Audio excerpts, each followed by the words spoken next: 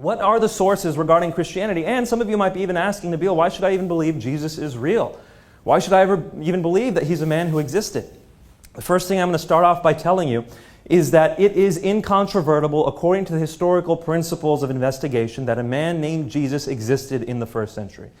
How do we know this? We have over 40 records of Jesus' life from ancient times describing this man who is essentially a carpenter in Palestine. He didn't have much of anything. He wasn't a centrally important figure at the time, yet we have 40 sources that refer to him.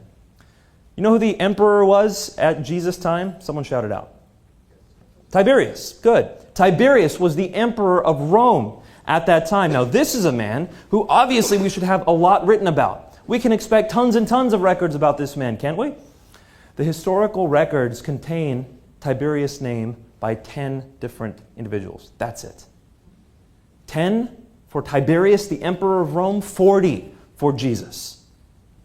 You can see we have excellent reason to believe that this man, Jesus of Nazareth, lived and existed in the first century. And that's why very, very few, in fact, I could probably count it on one hand, actually, I know of two, scholars who study the historical Jesus actually claim that Jesus never existed. And one of them is Bob Price, who most other scholars say is just not even possible what he says. So we can dismiss just due to the reasoning and due to the lack of scholastic support that this is actually the case. So Jesus certainly exists. Okay, what can we know about him? Well, of the scholars that study him, and keep in mind, there is an entire area of historical studies called historical Jesus studies. So we have scholars who've been studying this on all sides. These aren't all Christians by any means. Actually, the most influential ones wouldn't align themselves with Orthodox Christianity. You have people like Paula Fredrickson, Marcus Borg, Bart Ehrman. You have people along these lines who would say, like John Dominic Crossan, who would say that of Jesus we can know for a fact that he died on the cross. Now keep in mind, that's one of our 3 points that we're proving for Christianity or attempting to show to determine its reliability. Did Jesus die on the cross? The scholars who study his life, regardless of whether they're atheist, Buddhist, agnostic, Hindu, Christian, it doesn't matter. They all conclude that Jesus died on the cross. Now, if I left it there, it would be an appeal to authority, and we're trying to be academically rigorous tonight, so I'm not going to do that. I'm going to give you some of their reasons why they believe Jesus died on the cross, but we're going to keep it brief because scholars are unanimous on this issue. By the way, it's not just them. Even Muslim scholars will argue that Jesus did die on the cross. How many of you heard of Reza Aslan's book recently, Zealots, that came out this year? A few of you? Reza Aslan's a scholar who has studied the historical Jesus. And as a Muslim, he says, yes, Islam denies Jesus' death on the cross, and I am a Muslim, but I confirm that Jesus' death on the cross is historically certain. In fact, he builds his whole book off the fact that Jesus died on the cross. So even as a Muslim, he says Jesus died on the cross. So why? Why do they say this? Well, because first off, all the evidence that we have, all the records of Jesus' life, which talk about his death, indicate that he did die. If they say anything, it says that he did die on the cross under Pontius Pilate, which is why Paula Fredrickson says, if there's anything we can know about Jesus, anything at all, it's this, that he died on the cross under Pontius Pilate.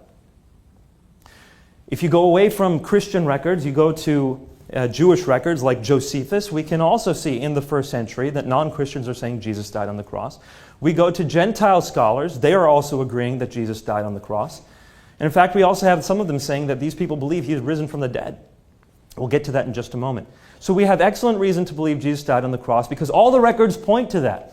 Plus, if you study the historical process of crucifixion, nobody ever in the entire history of the Roman process of crucifixion, no one ever survived a full Roman crucifixion. So we have excellent reason to believe Jesus died on the cross. Did he rise from the dead? This is an important matter, and lots of historians say we cannot investigate the resurrection because that's not a historical matter, that's a supernatural matter, and you can't study supernatural matters. Well, that's jumping the gun just a bit. If every explanation that is naturalistic falls short and falls very short of explaining what happened, then we have reason to believe that something supernatural may have happened. If there simply is no good explanation, naturalistically speaking, we can use the historical process of investigation to conclude that quite likely maybe something supernatural happened here. So what happened when Jesus died? Shortly after his death, we take a look at what happened, and those historical scholars we've already referred to, in general, agree with 3 facts that are considered relatively incontrovertible. And I'm giving you what's called the minimal facts argument, if you want to look into this. It's called the minimal facts argument, primarily promoted by a man named Gary Habermas, who's written a book called The Historical Jesus. Also by his protege, Michael Licona, who's written a book called The Case for the Resurrection of Jesus. He wrote it alongside Gary Habermas. And he's also written his manifesto, a rather large book that serves well for curing insomnia. He's written that as well. Sorry, Mike. He's written that as well. And if you want to look at a very thorough investigation of the historical method on whether or not Jesus died, I suggest you take a look at this book published by Erdman's. Michael Licona is the author. The argument runs as follows. Pretty much every scholar who studies this, at least a vast majority, if not virtually all scholars, conclude three things happened after Jesus died. Well, number one, the first one is that Jesus did die on the cross, which we just looked at. Number two, that the disciples, Jesus' disciples, all believed he had risen from the dead.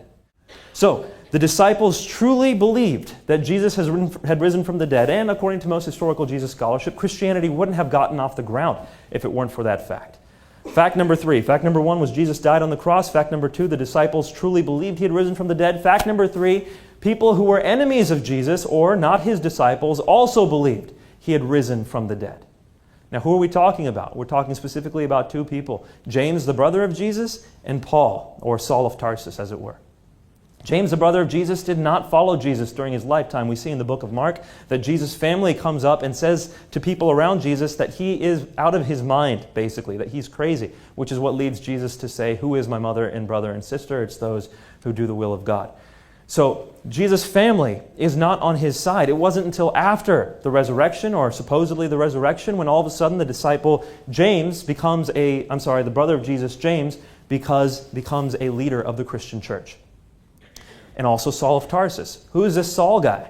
Saul was the student of Gamaliel, one of the chief leaders of the Jews in the time.